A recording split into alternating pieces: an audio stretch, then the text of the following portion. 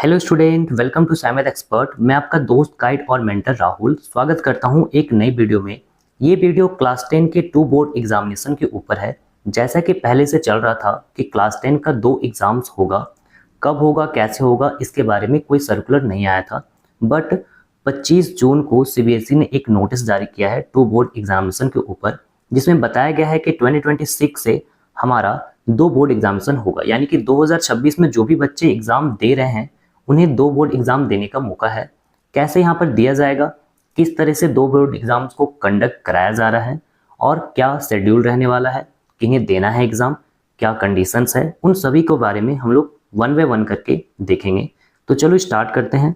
पहले यहाँ पर कुछ बैकग्राउंड के बारे में बताया गया है कि बोर्ड एग्जाम्स कैसे होते थे। तो यहाँ पर क्या है, पहले एक मेन एग्जाम्स होता था। मेन एग्जाम होने के बाद एक हमारा इम्प्रूवमेंट एग्जाम होता था। एक मेन एग्जाम होता था और एक इम्प्रूवमेंट एग्जाम होता था, यानी कि सप्लीमेंट्री एग्जाम बेसिकली। अभी क्या हो रहा है, अभी 2 अटेम्प्ट करने का मौका दिया जा रहा है। इसमें क्या है, फ्लेक्सिबिलिटी है, स्टूडेंट अपना चॉइस कर सकता है और बेस्ट ऑफ 2 अटेम्प्ट्स जो भी रहेगा वो उसका जो रिजल्ट होगा वो उसी बेसिस पर बनेगा। यानी कि अगर पहला एग्जाम में मान लो किसी का 80% आया और दूसरा एग्जाम में 90% आया, तो उसमें जो सबसे ज़्यादा बेस्ट है वो तो 90% होगा। तो 90% के हिसाब से उसका रिजल्ट बनेगा। ठीक है, तो ये काफ़ी अच्छा है एक तरह से। इसमें ज़्यादा हमें अपना परसेंटेज को बढ़ाने में मौका मिलता है। तो और क्या बताया गया है, तो ये इससे क्या होगा कि बच्चे का ऊपर जो बोर्ड्स का प्रेशर है, एग्ज़ाम का प्रेशर है, वो थोड़ा रिड्यूस होगा। ठीक है, इतना ये चीज़ तो सिंपल है, ये बताया गया क्या होगा नहीं होगा। जनरल कंडीशन हम यहाँ पर देख लेते हैं कि आखिर क्या क्या कंडीशन है, किस पर ये होगा, ये किस चीज़ हम कर सकते हैं। तो यहाँ पर पहला पॉइंट बताया गया है कि जो फर्स्ट बोर्ड एग्जामिनेशन है वो मैंडेटरी है, वो देना ही पड़ेगा। उसको अगर अपीयर नहीं करते हो तो दूसरा एग्जाम में बैठने नहीं मिलेगा। दूसरा क्या है कि जो भी स्टूडेंट पास कर जाएंगे या फिर एलिजिबल स्टूडेंट होंगे, उन्हें अपना सब्जेक्ट में अगर इम्प्रूवमेंट एग्जाम देना है तो वो केवल 3 सब्जेक्ट का ही चॉइस कर सकते हैं, साइंस, मैथ्स, सोशल साइंस या फिर लैंग्वेज। इन चारों में से कोई भी 3 सब्जेक्ट का ही चॉइस करके वो अपना इम्प्रूवमेंट एग्जाम के लिए आगे सेकंड एग्जाम में अपीयर हो सकते हैं। तीसरा पॉइंट में क्या बताया गया है, तो तीसरा पॉइंट में है कि अगर कोई बच्चा 3 सब्जेक्ट या 3 से ज़्यादा सब्जेक्ट में पहले एग्जाम में अगर अपीयर नहीं होता है तो उन्हें दूसरे एग्जाम में अलाउ नहीं किया जाएगा। ये बात बहुत इंपॉर्टेंट है, इसे ध्यान रखना। पहला एग्जाम में अगर 3 या 3 से ज़्यादा सब्जेक्ट में वो अपीयर नहीं होता है तो दूसरे एग्जाम में उसे बैठने नहीं दिया जाएगा। तो क्या होगा उसके साथ, तो उसे नेक्स्ट ईयर रिपीट करना पड़ेगा और नेक्स्ट ईयर जो एग्जामिनेशन होगा, मेन एग्जामिनेशन फरवरी में, उसमें उन्हें अपीयर करना पड़ेगा और वहाँ पर ही एग्जाम वो दे पाएंगे। यानी 1 साल उनका बर्बाद हो जाएगा एक तरह से। तो 3 सब्जेक्ट जरूर दे देना। ठीक है, 3 से ज़्यादा सब्जेक्ट में एब्सेंट मत करना, कोई भी कारण हो जाए, कितना भी सिचुएशन खराब हो जाए तुम्हारा, लेकिन तुम्हें ये काम थर्ड पॉइंट को एकदम ध्यान में रखना है। फोर्थ पॉइंट यहाँ पर क्या बताया जा रहा है, वैसे स्टूडेंट जिनका फर्स्ट एग्जामिनेशन में जो रिजल्ट है, for student whose result is the first examination is compartment, यानी कि पहला रिजल्ट में क्या आया, किसी में कंपार्टमेंट लग गया। कंपार्टमेंट का मतलब होता है कोई सब्जेक्ट में फेल हो गया है तो वो क्या कर सकता है, सेकंड एग्जामिनेशन में वो अपीयर हो सकता है अंडर कंपार्टमेंट कैटेगरी के ऊपर। कंपार्टमेंट कैटेगरी यानी कि जिस सब्जेक्ट में फेल हुआ है वो सब्जेक्ट का वो एग्जाम दे पाएगा।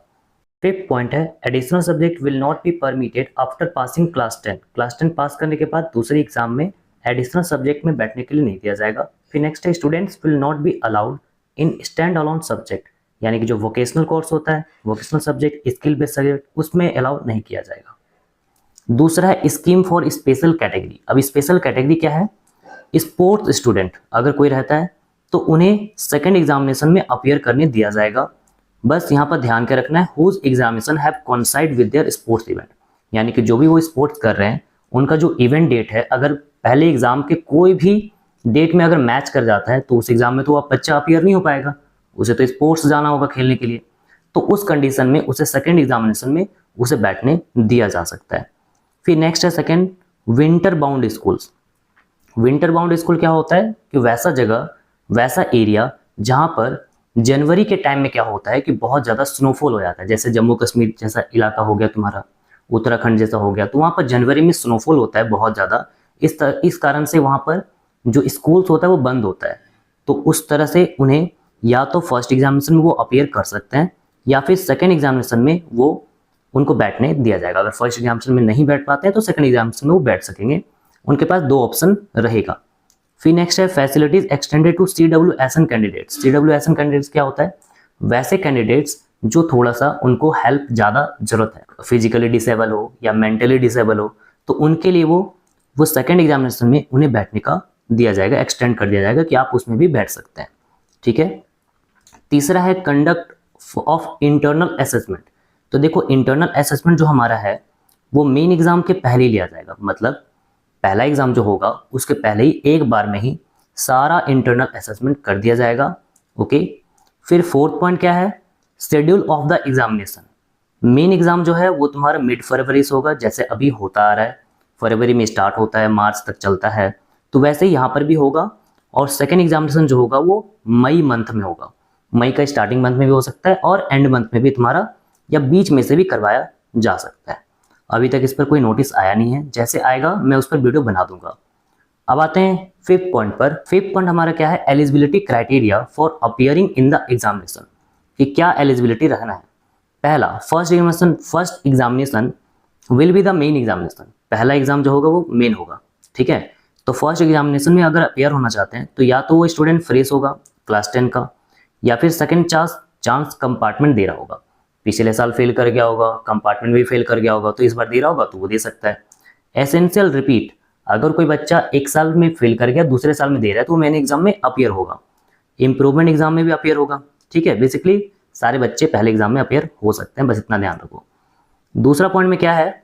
सेकेंड एग्जामिनेशन में किन्हें अपियर करने दिया जाएगा, ये बहुत इंपॉर्टेंट है, इसको ज़्यादा ध्यान देना।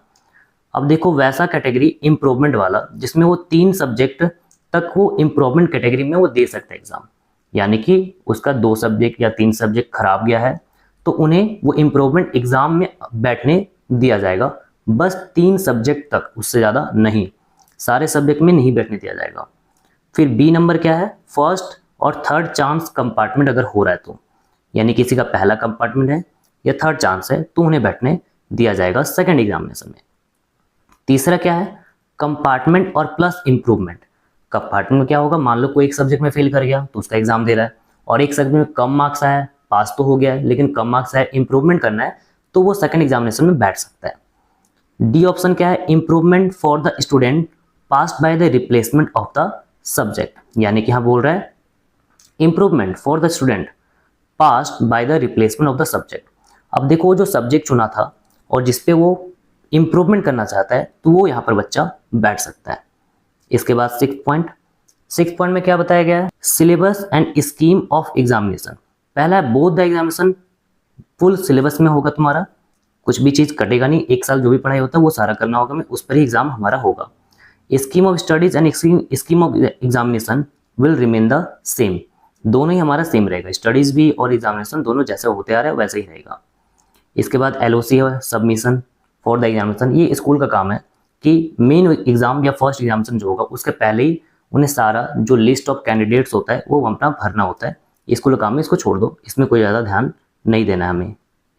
यहाँ पर एक ध्यान रखो, second subject change will not be allowed from first examination to second examination except permitted as per policies. यहाँ पर बताया जा रहा है पहले एग्जामिनेशन में जो भी तुमने सब्जेक्ट चुन लिया वो दूसरे एग्जाम में उन्हें दोबारा चुनने के लिए मतलब अदर सब्जेक्ट लेने के लिए मौका नहीं मिलेगा। ठीक है। और पहला एग्जाम में जो भी तुम्हारे स्कूल्स हैं वो अगर जो भी नाम दे चुका है बच्चे का, उसको दोबारा वो दूसरा एग्जाम में बच्चे का नाम ऐड नहीं कर सकता है। कोई अदर बच्चा आ गया कि चलो हम दूसरा एग्जाम दे देंगे तो वो उसको देने के लिए नहीं मिलेगा। पहले एग्जाम में ही जो बच्चे नाम लिखवा चुके हैं उन्हें ही दूसरे एग्जाम में देने के लिए मिलेगा एग्जाम। अब आते हैं रिजल्ट डिक्लेरेशन। तो रिजल्ट जो होगा सारे स्टूडेंट का वो एग्जामिनेशन बाय लॉज जो है उसके अकॉर्डिंग दिया जाएगा।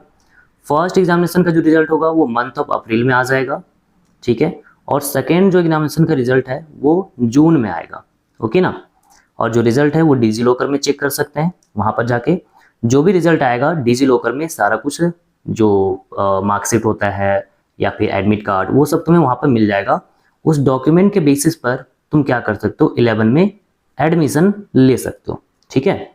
मेरिट सर्टिफिकेट वो भी तुम्हारा जो इशू किया जाएगा आफ्टर एग्जामिनेशन, मतलब सेकंड एग्जामिनेशन जब हो जाएगा ना तब जाके पूरा एक्चुअल वाला जो तुम्हारा आता है बनकर CBSE से, मतलब हार्ड कॉपी जो आएगा वो तुम्हें सेकंड एग्जामिनेशन के बाद आएगा। लेकिन पहले ही तुम्हें फर्स्ट एग्जामिनेशन के बाद में डिजी लॉकर में तुम्हारा डॉक्यूमेंट्स रहेगा, उसको जीरोक्स करा के उसके बेसिस पर एडमिशन ले सकते हो, ठीक ना। लेकिन जो पूरा तुम्हारा मेरिट सर्टिफिकेट या फिर अदर सर्टिफिकेट जो है वो सेकंड एग्जामिनेशन के बाद ही आएगा। अब आ जाते हैं एग्जाम हो गया, रिजल्ट आ गया। अब क्या है, किसी बच्चों को देखना है कि मेरा जो इवैल्यूएशन हुआ है वो सही हुआ है या नहीं हुआ है, वेरिफिकेशन कराना है। तो पोस्ट रिजल्ट फैसिलिटीज में क्या बताया गया है, तो यहाँ पर फोटोकॉपी, वेरिफिकेशन, रीवैल्यूएशन जो होगा वो सेकेंड एग्जामिनेशन के बाद होगा, ठीक ना। अगर वो पहला एग्जाम या दूसरा एग्जाम दोनों का देखना चाहता है, मान लो कोई बच्चा पहला एग्जाम दिया, उसका रिजल्ट बहुत अच्छा है, लेकिन फिर भी चाह रहा है कि 2-3 मार्क्स उसके बढ़ सकते थे, 4 मार्क्स बढ़ सकते थे, 5 मार्क्स बढ़ सकते थे, तो उन्हें अगर उस तरह सा कोई भी चीज़ आ रहा है और वो चाह रहा है देखना, तो फर्स्ट एग्जाम के बाद उन्हें कुछ इस तरह का वेरिफिकेशन करने के लिए नहीं मिलेगा। जब सेकंड एग्जाम पूरा कंप्लीट हो जाएगा उसके बाद ही नोटिस आएगा और वो वेरिफिकेशन के लिए अप्लाई कर सकता है। अब आते हैं एडमिशन इन क्लास 11 का। तो स्टूडेंट जो पहले मेन एग्जाम में अगर क्वालिफाई नहीं हुआ है तो वो एडमिशन ले सकता है, बट यहाँ पर ध्यान रखना सेकंड एग्जामिनेशन में वो जब जो भी रिजल्ट आएगा उसके बेसिस पर ही उसके एडमिशन को कंफर्म किया जाएगा, ठीक नहीं। बहुत इंपॉर्टेंट है। पहला जो एग्जाम है उसमें मान लो कोई बच्चा पास नहीं कर पाया, कोई सब्जेक्ट में फेल हो गया, ठीक ना, और वो एडमिशन ले लिया है, 11 में एडमिशन हो जाएगा, कोई दिक्कत नहीं है। लेकिन जब वो सेकंड एग्जाम देगा और उसमें भी फेल कर जाता है तो उसका एडमिशन को रिजेक्ट कर दिया जाएगा, वो कंफर्म नहीं होगा, ठीक ना। अगर वहाँ पर वो अच्छा परफॉर्म कर लेता है, पास हो जाता है, तो फिर उसे एग्जाम देने के लिए दिया जाएगा। तो बस इतना ही तुम्हारा नोटिस था। तो एक मेन अगर यहाँ पर ध्यान रखोगे कि क्या क्या चीज़ हमें देखना है, तो एग्ज़ाम कब होगा वो देख लो, और रिजल्ट कब आएगा वो ध्यान रख लो। एग्ज़ाम कब होने वाला है, एग्ज़ाम तुम्हारा पहला फरवरी में होगा, दूसरा तुम्हारा कब होगा, दूसरा मई में होगा, है ना। और रिजल्ट कब आएगा, रिजल्ट के बारे में यहाँ पर था, पहला रिजल्ट अप्रैल में आएगा और दूसरा रिजल्ट क्या होगा, जून में आएगा। तो बस इतना ही था ये नोटिस तुम्हारा। आई होप तुम्हें सब कुछ समझ में आ गया होगा। तो मिलते हैं इसी तरह के न्यू वीडियो के साथ में, तब तक के लिए बने रहो, बाय बाय।